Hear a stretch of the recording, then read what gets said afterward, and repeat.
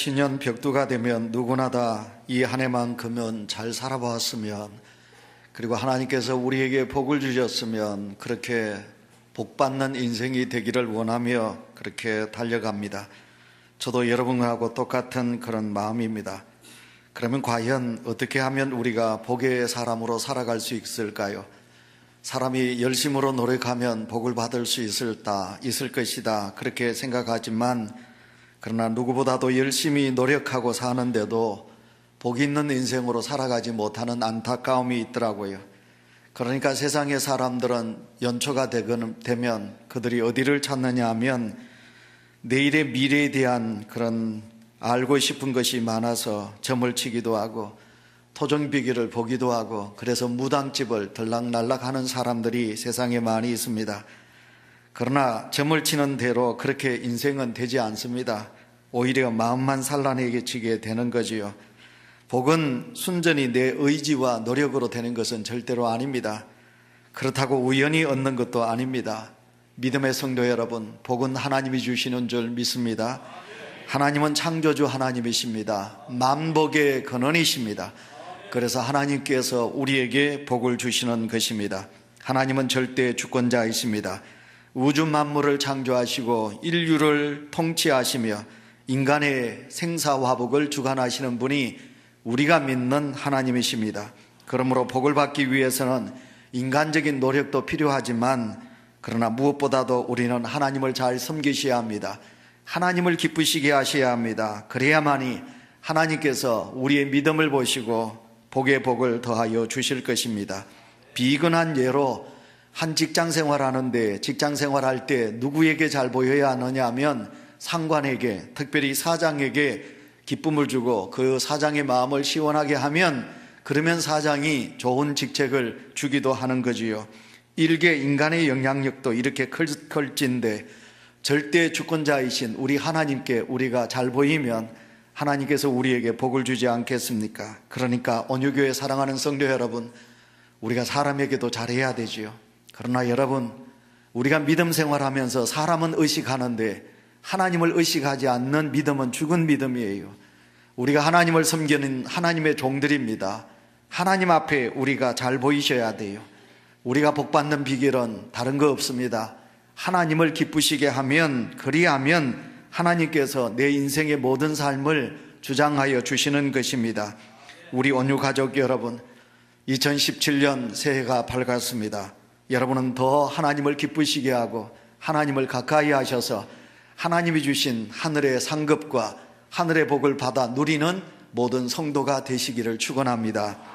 원래 우리 교회 표어는 다시 거룩한 교회, 대한예수교 장로회 통합측 총회가 제정한 다시 거룩한 교회라는 주제를 가지고 우리가 신앙생활을 하시게 됩니다. 여러분, 다시 거룩한 교회라는 이 주제를 세우게 된 것은 여러분, 마르틴 루트가 종교개혁을 한 지 500주년이 되는 해가 바로 올해입니다. 이런 역사적인 시간이 우리 속에 있습니다. 그래서 500주년을 기념으로 끝나는 것이 아니라 종교개혁, 그러니까 하나님이 기뻐하시는 교회로 거듭나기 위해서 우리는 거룩한 하나님의 교회로 되돌아가야 되는 거지요. 혁명이라는 말을 씁니다. 여러분, 우리나라는 역사 속에 혁명이라는 혁명이 있었습니다. 여러분, 2조 시대 때 동학 농민혁명이 있었습니다. 자유당 시대 때 4.19 혁명이 있었습니다. 그리고 5.16 군사혁명이 있었습니다.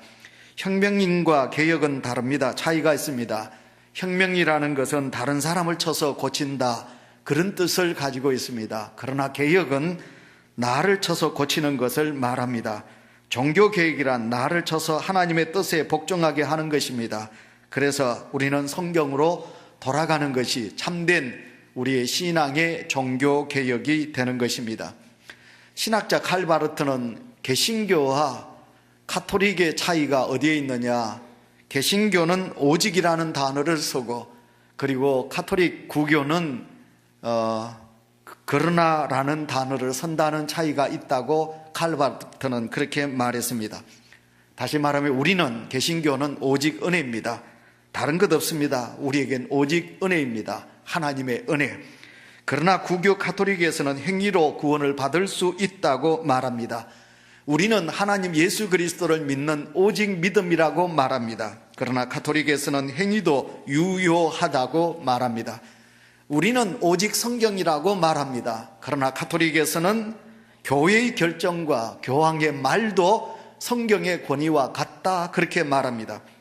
우리는 오직 그리스도라고 말하지만 가톨릭에서는 그러나 성모를 통하여서, 마리아로 통하여서도 얼마든지 구원이 있다, 그래서 성모 구원선을 말하고 있습니다. 우리는 오직 하나님께 영광이라고 말합니다. 그러나 가톨릭에서는 그러나 교황에게도 영광이 있다, 이렇게 말하지요. 우리 교회가 이제 다시 거룩한 교회라는 주제를 가졌습니다. 지금도 우리가 돌아가려는 거룩한 곳에는 엄청난 마귀의 저항이 있습니다. 세상의 세속적인 저항이 우리를 가로막고 있습니다. 루터가 종교개혁을 일으킬 때도 여러분, 로마의 교황과 로마 교회는 말할 수 없는 저항으로 루터가 종교개혁을 일으킬 때 그는 생명을 바쳐서 개혁을 성공시키기 위하여 자기의 목숨까지도 내어놓았습니다. 우리가 올 한 해 동안 하나님이 기뻐하시는 거룩한 성도로, 거룩한 교인으로 우리가 가려고 하면 하나님은 기뻐하시지만, 죄송하지만 마귀는 좋아하지 않습니다. 세상은 좋아하지 않습니다. 그래서 우리는 어느 해보다도 거룩한 교회, 거룩한 성도가 되기 위해서는 부단한 노력이 있으셔야 합니다. 마귀와 대적할 만한 그런 믿음의 바탕이 우리 속에 있으셔야 합니다. 여러분, 세속을 이길 만한 나의 결단과 각오를 우리는 가져야 되는 것입니다. 거룩한 교회가 되기 위해서는 먼저 첫째로 우리 교회는 다시 성경으로 돌아가야 합니다. 우리의 마음과 개혁과 교회의 개혁은 성경으로 돌아갈 때 비로소 가능하게 되는 것입니다. 마음의 개혁이 우리의 이성이나 경험으로는 될 수 없습니다. 교회의 개혁이 조직이나 이론이나 구조조정으로는 될 수 없습니다. 교회 개혁의 해답은 성경 속에 있는 것입니다. 성경에 기록된 하나님의 말씀을 멀리하고 사람의 말과 교회의 결정에 더 권위를 두었던 교회가 성경의 권위로 돌아가야 되는 것입니다. 우리는 성경을 좀 알지요? 구약 성경으로 돌아가 보시면 종교개혁을 일으켰던 믿음의 왕이 있습니다. 요시아라는 왕입니다. 그가 왕이 되었습니다. 그러나 온통 그가 다스리는 나라는 우상으로 가득 차 있었습니다. 성전은 폐허가 되었습니다. 그래서 요시아는 하나님께로 돌아가자 하기 위하여 그는 하나님의 성전을 다시 리모델링합니다. 하나님의 성전을 재건하게 됩니다. 요시아가 하나님의 성전을 재건하다가 그 속에서 모세의 율법에 있는 성경 두루마리를 찾게 됩니다. 요시아는 그 하나님의 성경 두루마리를 읽습니다.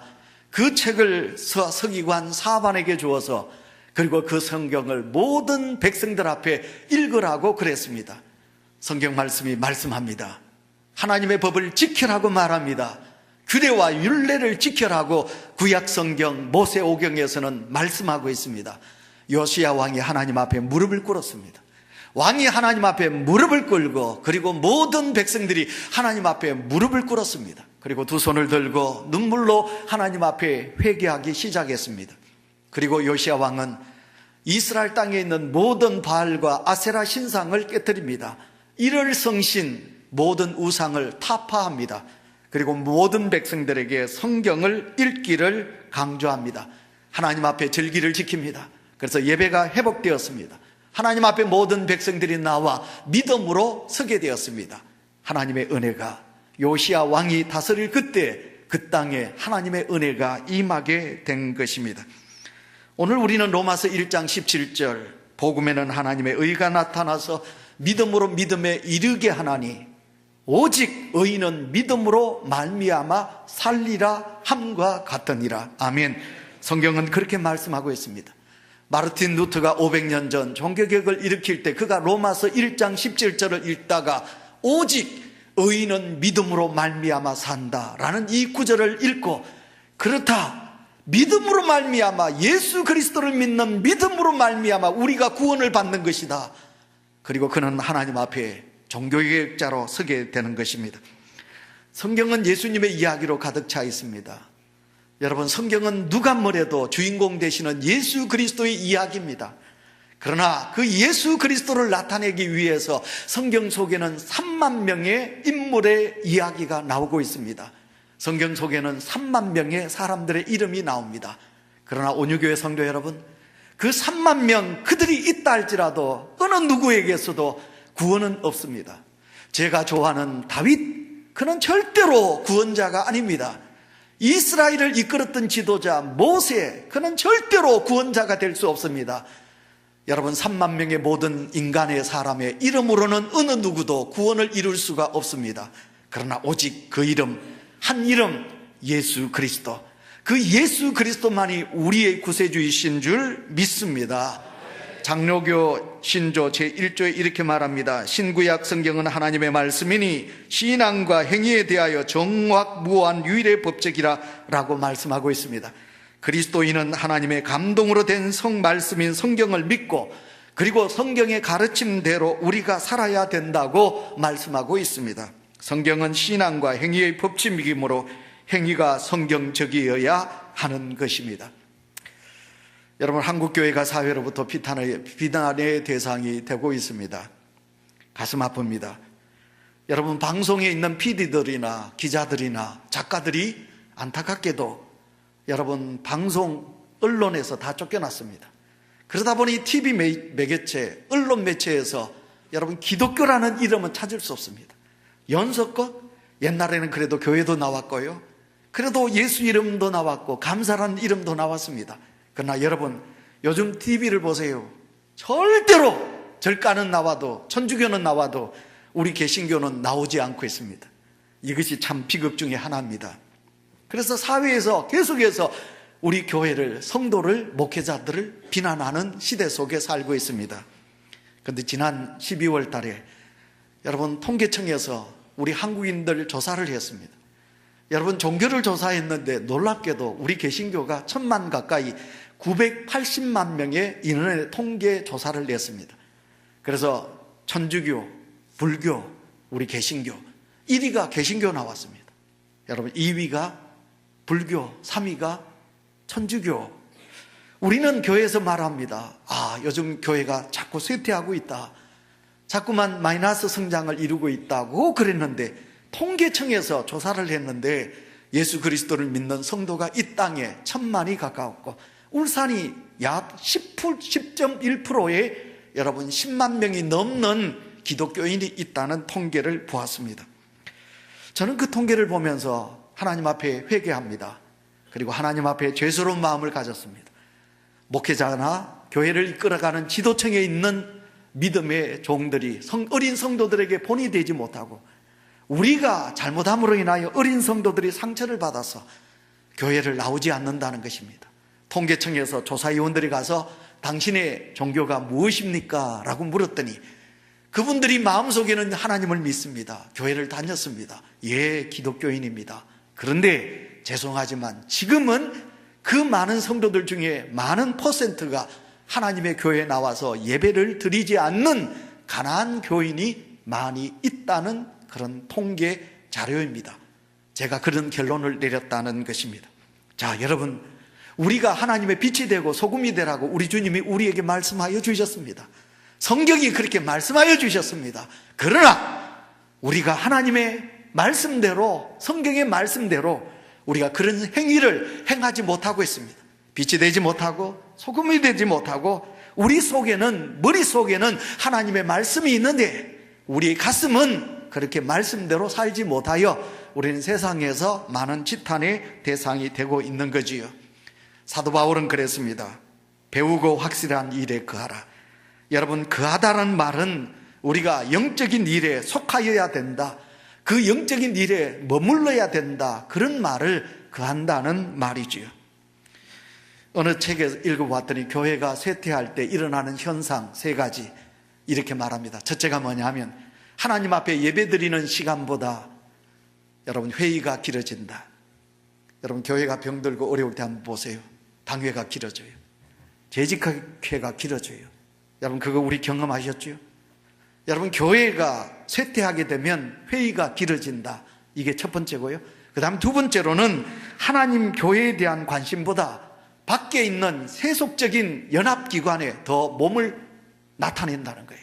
하나님의 교회에 예배드리는 것보다 세상의 연합기관에 내 마음과 정성을 더 관심 있게 집중한다는 거지요. 그 다음에 세 번째가 뭐냐면, 세 번째 바로 이 말씀입니다. 하나님의 말씀을 상징화한다. 여러분, 그 하나님의 말씀은 살아서 운동력이 있고 날쌘 금과 같다고 그랬어요.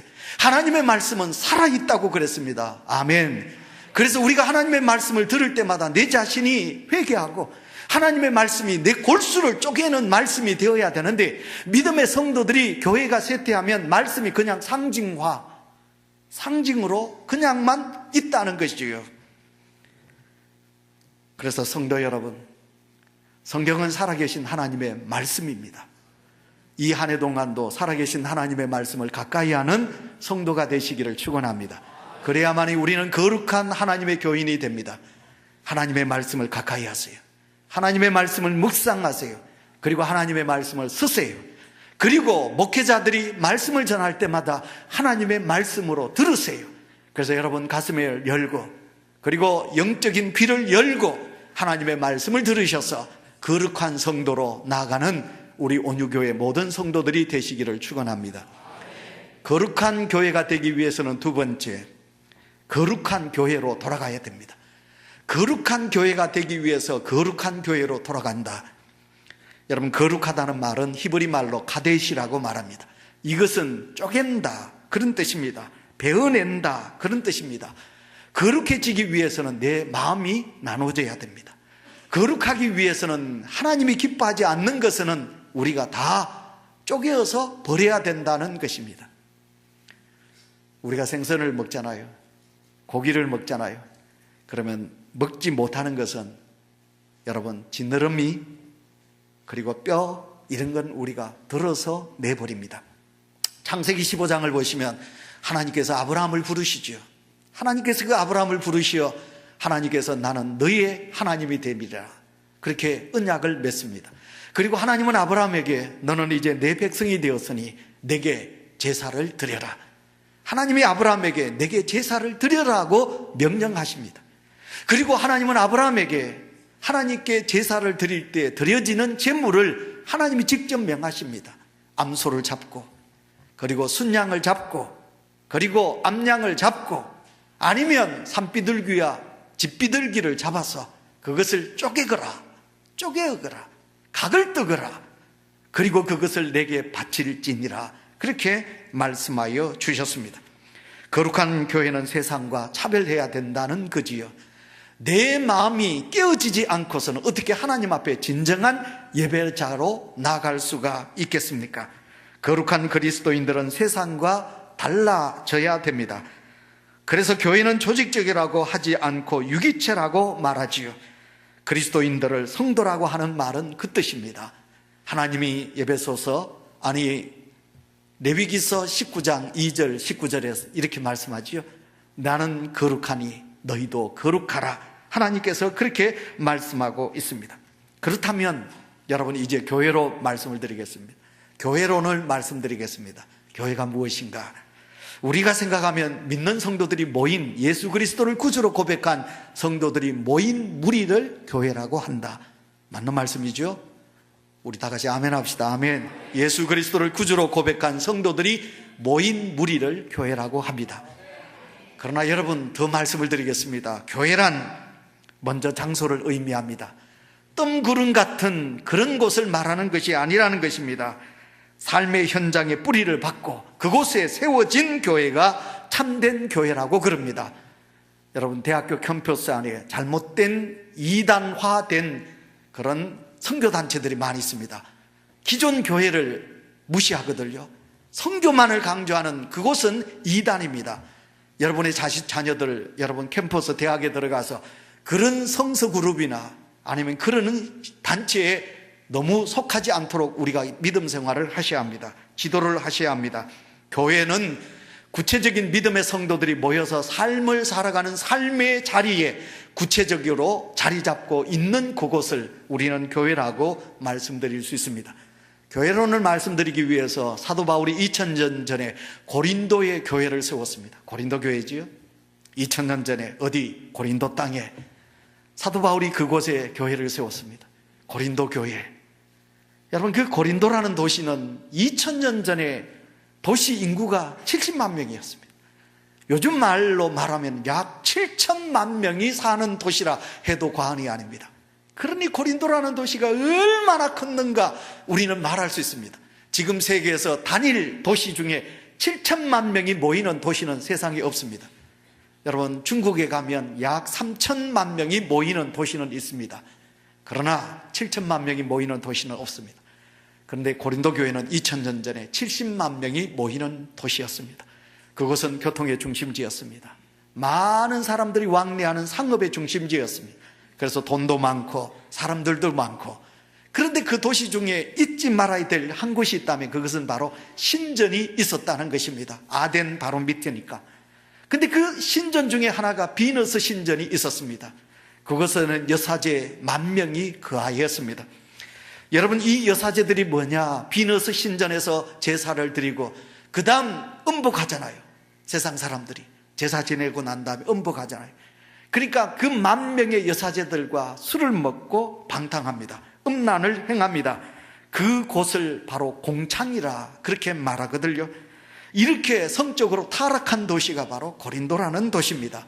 그래서 그때 당시 헬라화 문화가 되어 있는데, 그때 그 헬라 문화에서 고린도에 사는 사람, 그러면 이것이 욕이라고 말합니다. 너는 고린도에 사는 사람이다. 이건 욕 중에 가장 큰 욕이라는 뜻입니다. 그만치 고린도 생활에 고린도라는 도시가 하나님 보시기에 죄악된 도시였습니다. 그곳에 하나님의 교회, 고린도 교회가 세워지게 된 것입니다. 이렇듯 고린도 교회는 교회가 세워지기에는 세속성이 너무 강한 곳이었습니다. 그러나 놀라운 것은 바로 이런 물질서와 무절제가 있는 이곳에 하나님의 교회가 세워졌다는 것입니다. 성도 여러분의 교회는 절강과 같이 한적한 곳에 있는 곳이 아닙니다. 교회는 수도원과 같이 먼 절벽 위에 세워진 것이 교회가 아니라는 것입니다. 하나님의 사람들과 세상 사람들이, 죄인들이 사는 그곳에 세워진 곳이 바로 교회라는 것입니다. 그래서 고린도 교회는 분쟁이 많아요. 고린도 교회는 너무 먹는 문제로 다투어요. 고린도 교회는 여러 가지 많은 것들로 파당이 생겼어요. 그래서 고린도 교회는 하나님 보시기에 참으로 부끄러운 교회가 고린도 교회였어요. 그러나 여러분, 그런데 그 고린도 교회, 고린도전서 1장 2절에 보시면 사도 바울은 이렇게 말하거든요. 고린도에 있는 하나님의 교회 곧 그리스도 예수 안에서 거룩하여지고 성도의 부르심을 받은 자들과 또 각처에서 우리 주 곧 그들과 우리 주 대신 예수 그리스도의 이름을 부르는 모든 자들에게 라는 말씀으로 기록하고 있습니다. 바울은 그럽니다. 고린도 교회가 타락하고 죄 많은 도시지만 그곳에 세워진 하나님의 교회, 고린도 교회도 분당도 있고 여러 가지 많은 문제도 있고 교회 안에 문제를 가지고 세상 법정으로 나가고 그렇게 부끄러움이 있지만, 놀랍게도 바울은 고린도 교회가 하나님의 교회예요. 고린도 교회 안에 있는 성도들은 거룩한 물이라고 말을 하고 있는 것을 보게 됩니다. 성도 여러분, 거룩하다는 말의 뜻이 무엇인가요? 여러분은 내가 예수 믿는 사람이기에 여러분 자신을 가르쳐서 나는 거룩한 하나님의 성도입니다, 이렇게 자부하고 고백하실 수 있는 성도가 이 자리에 몇 분이나 계실까요? 하나님으로 인해 우리는 거룩한 하나님의 사람으로 지어진 하나님의 사람이요, 또 하나님께서 오늘 나를 이곳에 부르셨기에 누가 뭐래도 나는 하나님이 아시는 하나님의 거룩한 성도입니다 라는 그런 믿음을 우리는 가지셔야 합니다. 혹시 저나 여러분, 우리는 하나님 보시기에 부족하고 부족하니까 아닙니다, 나 같은 사람이 어찌 하나님의 거룩한 물이라고 말할 수 있겠습니까? 라고 말씀하실 수 있을런지는 모르겠습니다. 여러분, 겸손하게 그렇게 고백할 수도 있습니다. 그러나 거룩함은 하나님께 있으니까 하나님이 거룩하셔서 그 하나님이 나를 부르시어 나를 하나님의 목사가 되게 하시고 나를 하나님의 아들 되게 하시고 나를 하나님의 딸 되게 하셔서 하나님의 자녀 되게 하셨으니, 아버지 되신 하나님이 거룩하신 하나님이라면 나 또한 하나님의 부름을 입은 나 또한 거룩한 하나님의 사람이다. 이 믿음을 우리가 가지셔야 된다. 그런 말씀입니다. 그런 점에서 교회는 장소나 조직의 의미를 떠나서 여러분, 우리는 누구보다도 내가 머물러 있는 내 삶의 자리, 하나님 안에서 머물러 살아가는 그 삶의 장소, 여러분, 그 장소, 더 나아가서 의미적으로 말하면 내 마음입니다. 내 마음속에 하나님이 거하시면 나는 누구보다도 하나님의 거룩한 사람으로 살아가게 되는 거지요. 그런데 여러분, 중요한 말씀입니다. 그럼에도 불구하고 여러분, 하나님 앞에 나와서 머리를 숙이고 엎드릴 때마다 내 속에 있어야 될 거룩성은 사라져버렸고, 그럼에도 불구하고 죄인으로 이 자리에 있습니다. 지난주 며칠 전에 제가 새벽기도 때 헌금봉투를 딱 들었습니다. 그 헌금봉투에 우리 권사님이 사랑하는 자녀들이 이렇게 합격을 했어요. 그래서 권사님이 그 기도 제목에 하나님 뭐라고 적었느냐 하면 부족하고 부족한데 내 자녀들에게 이렇게 은혜를 베풀어 주셨습니다. 부족하고 부족한데 하나님께서 내 기도를 들어주셨습니다. 제가 그걸 읽었습니다. 가슴이 뭉클해 왔습니다. 그렇습니다. 여러분, 우리는 거룩하신 하나님께 부름을 입었으나 그럼에도 불구하고 거룩하게 못 살았습니다. 여러분, 그럼에도 불구하고 하나님께서 나를 긍휼히 여겨주셔서 이 자리에 있게 하여 주셨습니다. 그래서 여러분, 이렇게 우리는 고백하셔야 합니다. 그럼에도 불구하고 부족한데도 내가 예수 그리스도를 믿습니다. 예수님은 나의 주님이십니다. 나는 하나님의 자녀임을 믿습니다. 이 고백이 우리 성도들에게 있으시기를 축원합니다. 이런 고백을 하는 순간 나의 죄성은 사라지고, 이런 고백을 하는 성도의 심령 속에 성령이 역사하셔서 나를 거룩한 하나님의 사람으로 만들어 주실 줄 믿습니다. 이것이 바로 성도요, 이것이 바로 교회라는 것입니다. 그런데 우리는 너무 거룩함에 부정적인 의미를 가질 때가 많이 있습니다. 특별히 젊은 성도들 중에, 청년들 중에 목사님, 교회에서 너무 거룩이란 말을 쓰지 말아주세요. 거룩이란 말을 쓰게 되면 많이 부담이 됩니다. 거룩이란 말을 하게 되면 세상에서 우리가 너무 근엄하게 살아야 되잖아요. 엄숙하게 살아야 되잖아요.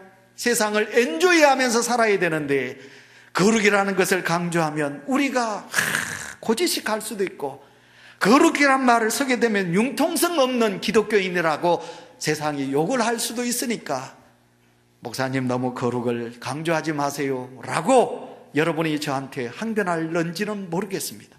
그러나 이것은 잘못된 생각입니다.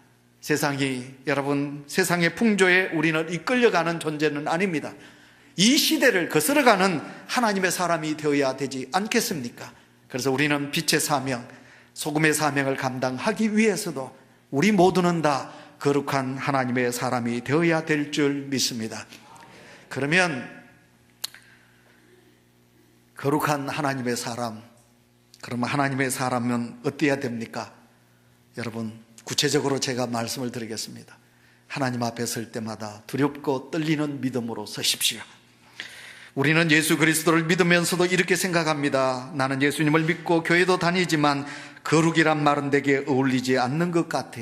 거룩이라는 표현은 부담이 되어. 이렇게 말할 수 있을까요?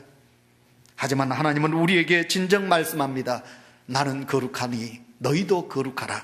하나님께서 그렇게 말씀하고 있습니다. 그래서 우리가 거룩한 믿음은 떨리는 마음입니다. 두려운 신앙입니다.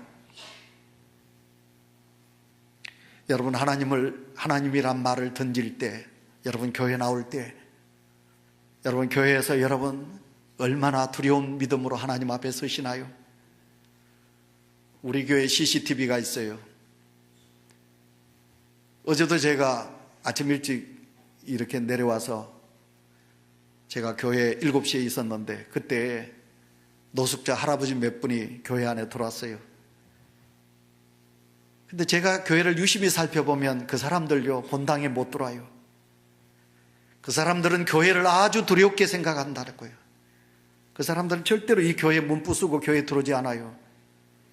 제가 촌에 있을 때 노인대학을 해보시면 세상에 믿지 않는 분들 교회로 이제 교회에서 큰 행사한다고 들어오라고 그러면 본당에 그 사람들 들어와서 잘 안 들어오려고 그래요. 목사님 여기서 하지요 뭐. 여러분 이게 뭔지 압니까? 예수 믿지 않는 분들도 교회 본당은 두려워합니다. 여러분 우리의 믿음이 살아있는 믿음이 되기 위해서는 아버지 하나님, 그때 우리는 음침하셔야 합니다. 하나님의 교회 본당에 문을 열고 들어오시면 여러분 그냥 들어오시면 안 됩니다. 십자가를 바라보고 하나님 앞에 내가 오늘도 앉는다. 그리고 두려운 마음으로 눈을 감으셔야 합니다. 오늘 이 땅에 안타깝게도 하나님을 향한 두려운 믿음이 사라지고 있습니다. 죄를 짓고도 우리는 뻔뻔하게 고개를 들고 하나님 앞에 머리를 들고 있을 때가 많이 있습니다. 하나님 앞에 죄인이 되고 두려운 마음과 떨린 믿음으로 고개를 숙이셔야 합니다. 그리고 하나님의 집에 오시면 하나님 앞에 왔으니까 말하지 마세요. 잡담하지 마세요. 다른 행동도 하지 마세요. 온 매무새를 만지세요. 그리고 바른 자세로 앉으세요. 그리고 하나님, 제가 아버지 집에 왔습니다. 그런 믿음으로 앉으신다면 어떤 예배를 드리고 어떤 설교를 들어도 여러분은 은혜를 받게 될 것이에요. 우리가 성지순례를 5년 전에 우리 장로님 권사님과 같이 갔지요. 여러분 그 예수님의 기념교회들을 많이 갔어요. 근데 거기 가서 사진 찍는 거 용납해요. 근데 그곳에 가서 용납하지 않는 하나가 있는 걸 제가 봤어요. 막 이야기를 해요. 그러면 신부님이 와요. 수녀님이 와요. 툭툭 찌르면서 우리 어깨를 치면서 조용하라고 그래요. 하나님의 집이니까 절대로 말을 하지 말라고 우리는 그것을 경험했습니다. 그만 지금 그분들은 하나님의 집에 앉은 것을, 예배하는 것을 두려운 마음으로 선다는 것입니다. 옛날 소리를 제가 좀 합니다. 시간이 가지만 옛날 소리가 뭔가요? 아버지라는 존재입니다. 여러분 엄마가 계속 자녀들에게 공부해, 빨리 와, 친구 잘 사귀어, 엄마는 계속해서 잔소리합니다. 근데 그 자식들이 말을 듣지 않아요. 그럴 때는 그 엄마가 아버지에게 그럽니다. 여보, 당신이 한번 이야기해 줘요. 저놈한테 아버지가 한번 이야기를 해 주세요. 부인이 그렇게 말합니다. 그러면 아버지가 너 이리 와! 한마디만 하면 그 자식들은 아버지의 기침 소리에 놀라기도 하고 아버지 말씀 앞에 모든 것을 순종합니다. 그래서 옛날에 가정이 살았고 교육이 살았습니다. 옛날 소리입니다. 사랑하는 성도 여러분, 지금은 죄송하지만 아버지의 존재가 가정에서 무너졌습니다. 가정 위에 아버지가 있어야 가정은 위계 질서가 있고 가정의 교육이 서는 거지요. 마찬가지 우리가 믿음 생활하면서 하나님 아버지 앞에 왔을 때 두려운 믿음, 떨리는 마음. 그래서 하나님께서 모세를 부르십니다. 떨기나무, 불꽃이 있는 떨기나무. 하나님은 모세를 향하여 네가 쓴 곳은 거룩한 곳이니 신발을 벗으라. 그래서 모세가 떨리는 마음으로 신발을 벗습니다. 그리고 나는 입술이 둔한 자이니 내가 못한다고 하나님 앞에 모세가 거부하지만 그러나 하나님은 그를 쓰십니다. 여러분 이사야서를 보시면 이사야를 하나님이 부르십니다. 이사야야. 그때 이사야가 하나님의 존재를 보고 제일 먼저 외친 소리가 나는 망하였도다. 나는 부정하다. 나는 부정하다. 이사야가 처음으로 하나님 앞에 외친 소리는 나는 부정합니다. 고로 나는 망합니다. 죽습니다. 그렇게 말을 하지요. 베드로를 우리 주님께서 찾으십니다. 베드로야, 네가 나를 사랑하느냐? 베드로가 나는 죄인입니다. 나를 떠나소서. 주여 나는 죄인입니다. 나를 떠나소서. 그러나 주님은 베드로를 사용하시는 것을 보게 됩니다. 오늘도 우리가 하나님을 믿습니다. 저 거룩함에 들어가는 것입니다. 우리가 죄인임을 깨닫고 내가 연약한 자를 깨닫고 두려운 마음과 떨리는 믿음으로 하나님 앞에 서시면 그러면 우리 하나님이 우리를 벌하시나요? 우리를 멀리 하시나요? 너는 죄인이라고 사람 취급을 하지 않나요? 그러나 우리 하나님은 아닙니다.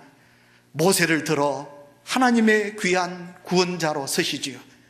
망하였도다 두렵도다 라고 말한 이사야를 하나님은 예언자로 서시지요.